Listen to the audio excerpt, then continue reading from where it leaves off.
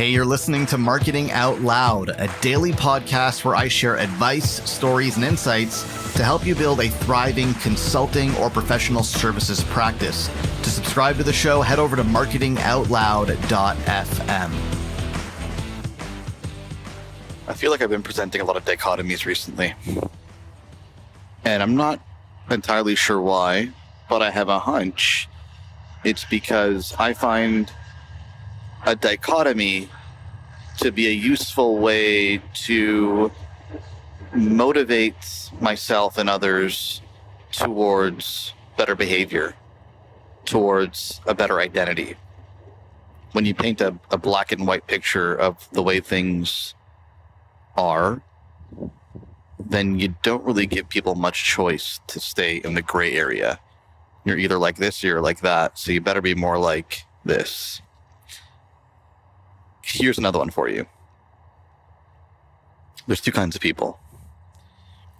People who fall in love with the process and people who fall in love with the outcome.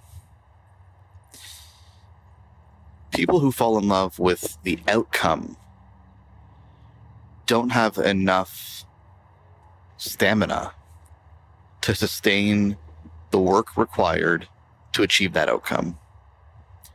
People who sit around and dream about the future and what they will have, what they will be, what things will feel like, they get really attached to that vision for the future, which is not in and of itself a bad thing. But if that's not coupled with a love for the process, then they're not going to have the fortitude to push through and to do the work and to put in the effort required to achieve that outcome. First sign of trouble, first obstacle, first problem, first challenge, they're going to run for the hills because they've romanticized this vision they have for the future and they've built it up so much in their head, but they haven't developed a passion or a love for the work required to get there.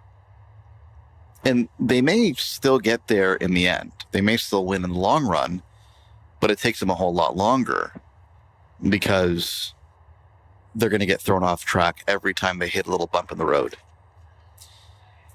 And then there's people who fall in love with the process. And now these are the people who, they still want the outcome. They want that future for themselves and for their business. They want all those things, but that's not where they put the lion's share of their attention. They identify the outcome, the vision, the future they want to create. Then they map out the steps required to get there, the process that they need to follow. And then they put their head down and they follow the process. But they don't just follow the process, they fall in love with the process.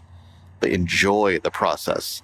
They get their jollies. They get their gratification from the execution of the process. Not necessarily because they love the activity itself. So maybe they don't like recording videos. Maybe they don't like sending emails. Maybe they don't like sending messages. Maybe they don't like sending referral requests. They might not like those activities in and of themselves, but what they like, what they've fallen in love with, is the knowledge that when they do those things, they're on track to achieving their outcomes. Because they know that with the right inputs, the outputs are inevitable. So that's something I want you to think about. It's easy to do something for a month, 2 months, 3 months, 4 months, 5 months, 6 months. It's easy. The first classic example, the first 50, 60 episodes of this podcast, Marketing Out Loud, easy. Super easy. I mean, I didn't think twice about it. It was just so natural. I had so much to share. And then I hit a wall and things got difficult. And I kind of lost my love for the process. And, well, you saw what happened. I didn't publish as often. I kind of fell off my rhythm. And and the work suffered. Now, you may have noticed I've fallen back in love with the process, not the outcome. I don't even know who listens to this. I know anecdotally people listen to it. I have yet to check the stats. I don't care.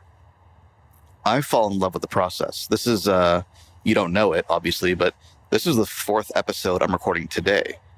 I am head over heels with the process right now, because I know if I follow the process, the outcome is inevitable. So think about that. Think about how you can fall in love with your process, because really that's what's going to sustain you for the long haul.